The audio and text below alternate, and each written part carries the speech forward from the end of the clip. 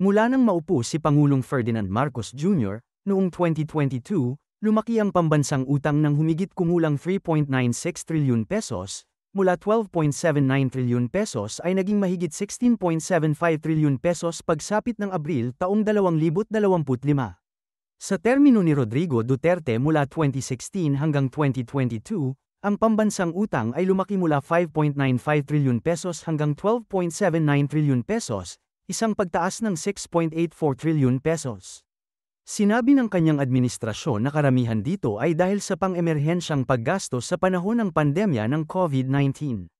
Samantala, ang administrasyon ni Marcos Jr. ay nagdagdag ng halos 4 na trilyon pesos sa wala pang 3 taon.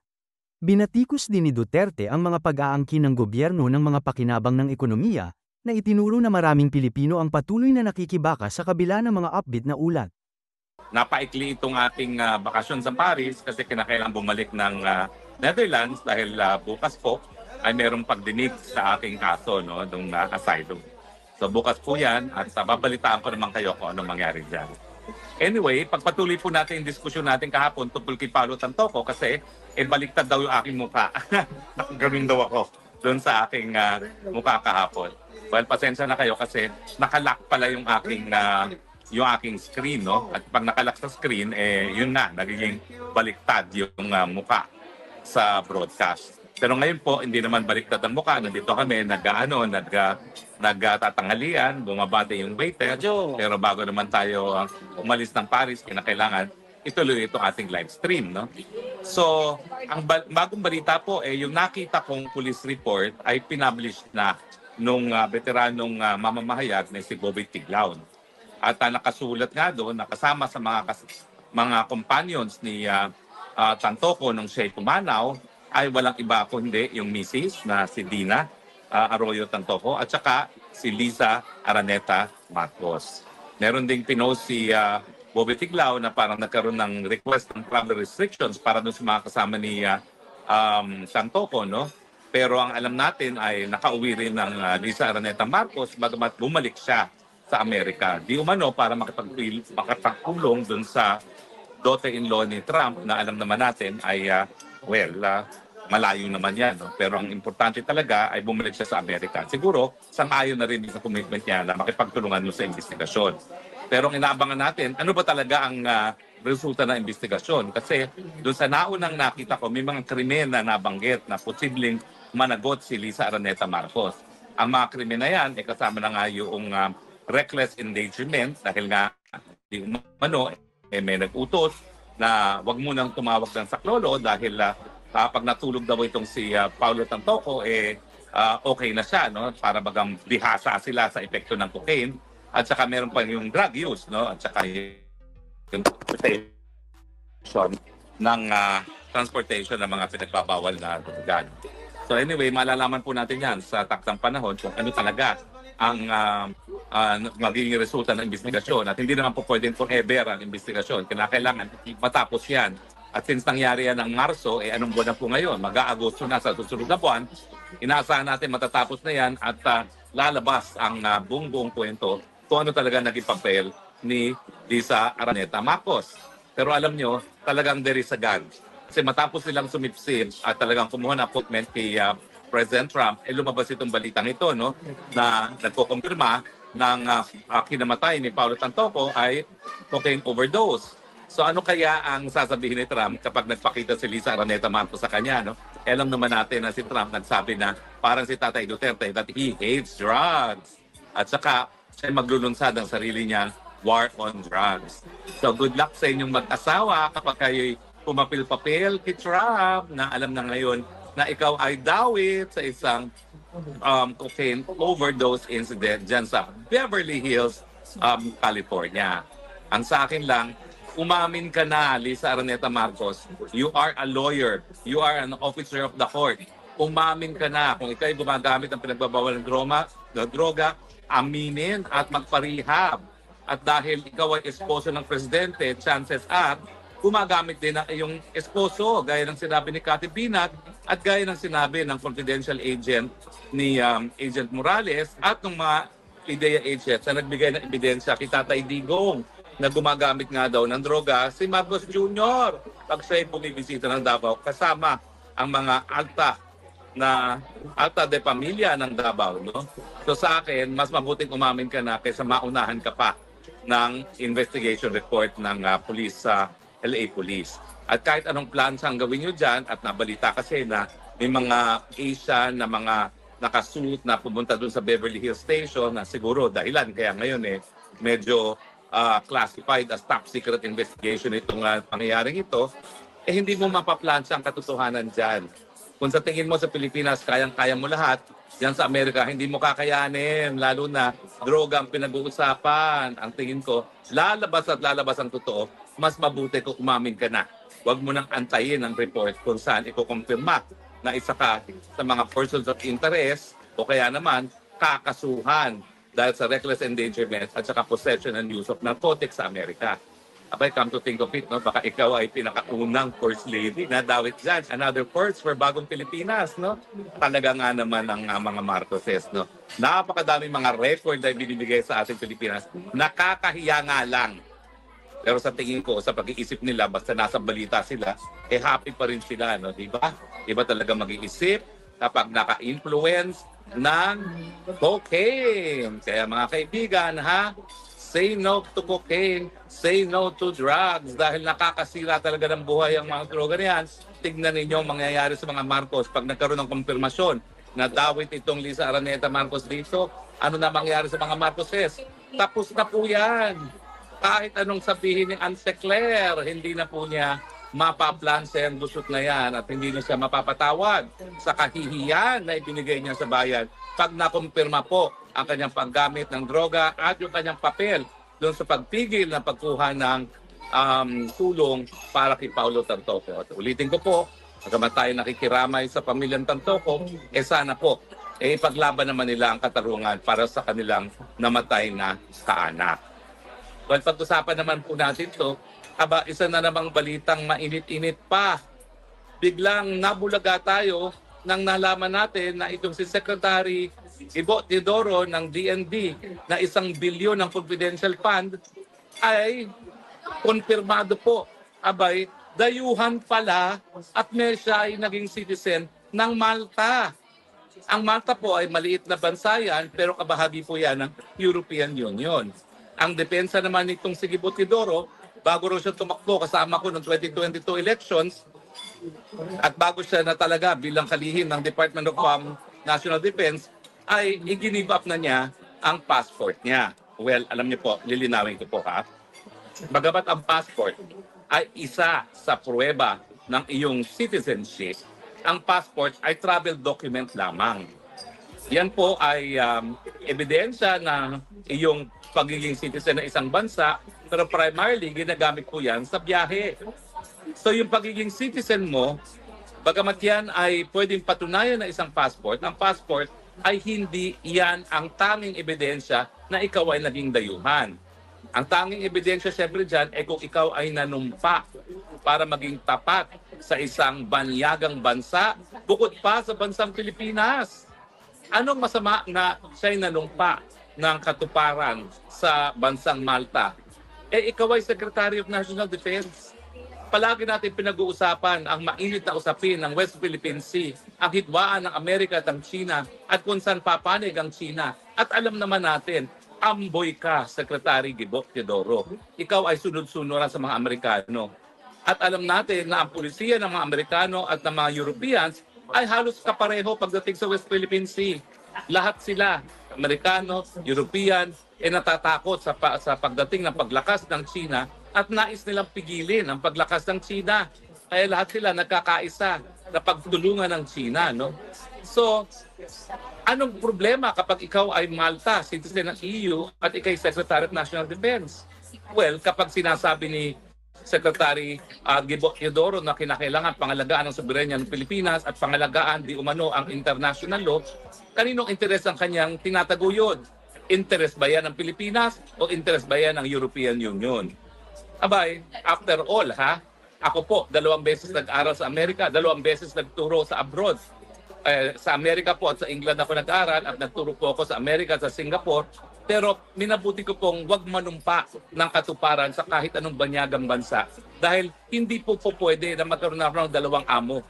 You can only have one master. Iyan po ang aking paniniwala.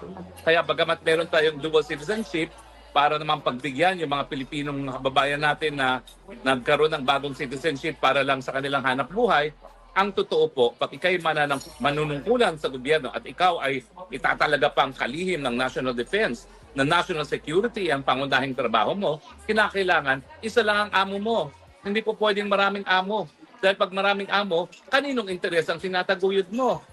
So yung mga sinasabi ngayon ni Secretary Gibo Teodoro na kinakailangan tindigan ang China na ambanta ang China sa international security and peace ng ating rehiyon, yan ba ay dahil siya ay Pilipino o dahil siya ay isang European na kumikilala ng katapatan sa European Union? Diba? Dahil alam niyo po, tayo lang naman sa Pilipinas ang nagpapagamit ng ating teritoryo sa mga Amerikano para sa mga kasundaluhang mga Amerikano. Tayo lang sa Pilipinas, dahil sunod-sunuran tayo sa Amerika, ang di nakikinabang sa bagong pagyaman ng China. Tignan nyo naman ang Thailand, tignan nyo ang Indonesia, tignan nyo ang Malaysia, tignan nyo kung gaano karaming damukal na dolyares ang ini-invest ng mga Chinong mga ngalakal at mga namumuhunan sa mga bansang Thailand, Indonesia, Malaysia at Vietnam. At ikumpira mo dun sa limos na binibigay nila sa Pilipinas. Ikumpira nyo yung milyon-milyong mga turista na dumarating galing sa China, sa Thailand, sa Indonesia, Malaysia at Vietnam. At tignan nyo, halos wala nang mga Chinong pumupunta sa Pilipinas. Bakit? Dahil nga inaaway natin ang China. Samantalang alam natin na pagdating naman sa ganda ng bayan, walang laban niya mga Thailand, Indonesia, Vietnam at Malaysia, no? Pinakamagaganda po ang ating beaches. Pinakamagaganda ang ating mga tanawin. And yet, walang nagpupunta ng Chino. Bakit? Kasi si Marcos Jr., si Gibo Teodoro, tinatrato na kalaban ng China. At bakit naman pupunta mga Chino rito kung sa tingin nila, nagkakaroon ng peligro sa kanilang mga buhay sa pamamagitan ng pagbisita sa Pilipinas dahil tinuturing sila ng mga kalaban. O ngayon, ang tanong ko, kapag ikaw ay tinuturing mong kalaban ng China, sinong interes ang tinataguyod mo? Interes Pilipino o interes ng European Union? Kasi kung interes ng Pilipino ang tinataguyod mo, ang dapat na inaatupag mo, ano ang magbibigay ng mas maraming pagkain sa pagkainan ng mga Pilipino? Hindi ba yung mga kapital na po pwedeng dali ng China, yung mga turista na po pwedeng maging dahilan na magkaroon ng napakadaming hanap buhay dito sa Pilipinas, yan ay magbibigay ng mas maraming pagkain sa pagkainan ng mga Pilipino at dapat yan ang ating atupagin. Dahil yan ang sang-ayon sa ating pangnasyonal na interes na itaas ang antas ng kabuhayan ng ating mga kababayan. Ba't hindi mo ginagawa yan? At kabaliktaran ng ginagawa mo. Dahil ba ikaw ay nag-swear ng allegiance sa Malta at sa European Union? Ano ba yan? Wala naman nagpilit sa iyo na kumuha ng multi-citizenship. In fact, walang dahilan para kumuha ka ng multi-citizenship. Wala naman naghahabol sa iyo. Dahil mula nung nanalo iyong pinsan, si Marcos Jr., hindi ka naman po pwede magpanggap na ikaw ay inaapi at kinakailangan mo ng fallback kung ikaw ay apihin sa Pilipinas. Nung panahon naman ni Presidente Duterte, ilang beses kita nakita sa Davao. Isa ka sa pinakasipsip kay Tatay Digong.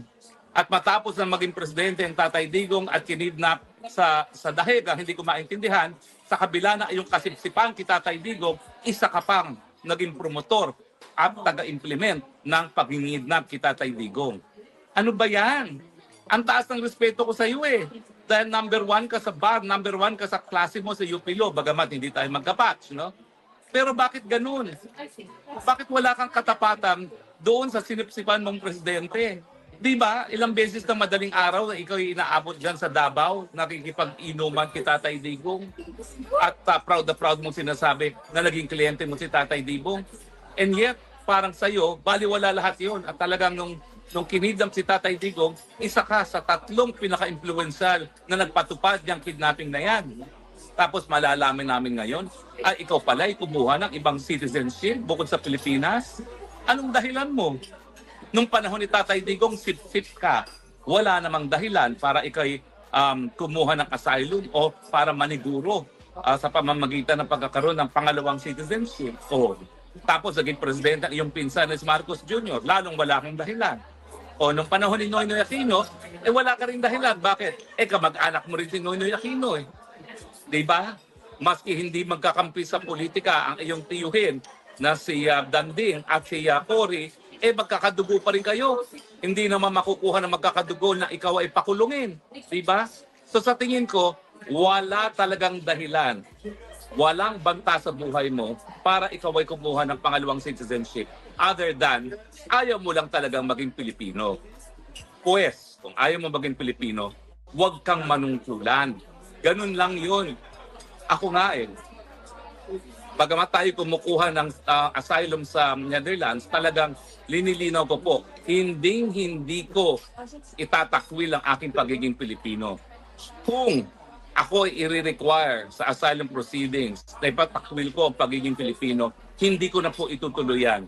Magpapakulong na lang ako sa Pilipinas dahil ni minsan, sa dami ng pagkakataon ko na itakwil ang aking pagka-Pilipino, hindi ko po ginawa. At kaya nga po, tinatapos ko ang lahat ng aking lives sa pagsasabi na mahal ko ang Pilipinas dahil ito lang ang aking lupang sinilangan, ito lang ang aking bansa, ito lang ang bansa ang mamahalin ko, at ito lang ang bansa na aking ipagtatanggol.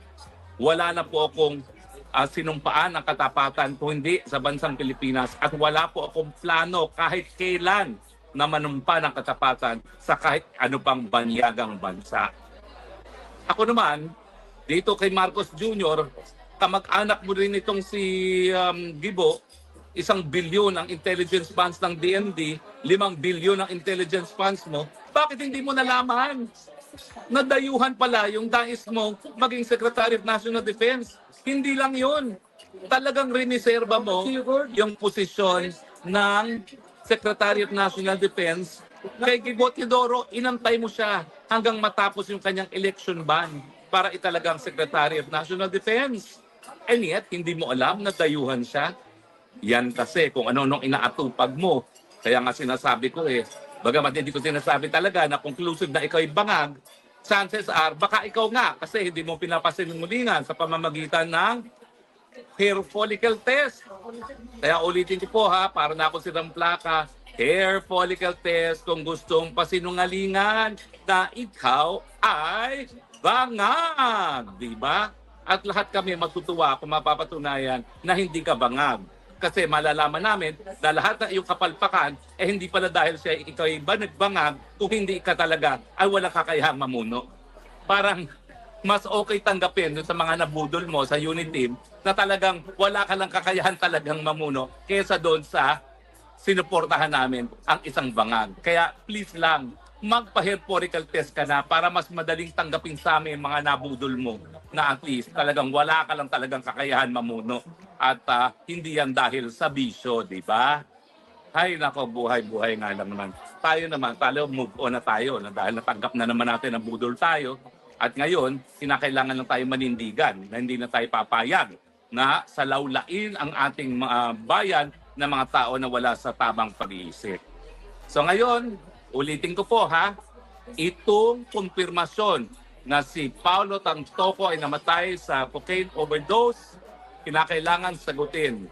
Lisa Marcos, nasa police reports, naroroon ka sa room kung saan nakakuha sila na isang plastic na supot na merong narcotics na pinagdududahan, na merong mga dollar bills, na merong powdery substance, merong pang mga syringes. Hindi ko alam kung ang cocaine ay ini-inject din sa mga veins, no? Pero meron pa mga syringes. Parang yung paggamit nila ng cocaine, hindi lang sa pamamagitan ng pangsinghot. Meron pang injection na ginamit. Ano ba yan? Masyado ng hardcore talaga ang paggamit. At kasama, kumpirmado, si Liza Araneta Marcos dyan. So ano, pare-pareho ba kayong nag-hide dyan? Sumagot ka. Kaabogada mong tao. Huwag kang magsinungaling. Nakakahiya ka sa profesyon pag ikay magsinungaling. Nakakahiya na nga kung ikaw ay drug user, lalo pang nakakahiya kung ipagtatago mo pa yan. Dahil at least ngayon, pwede kang magpagamot at pwede mong isalba ang bayan kapag aaminin mo na ang bisyo ay hindi lang nasa iyo, kundi pati sa iyong asawa.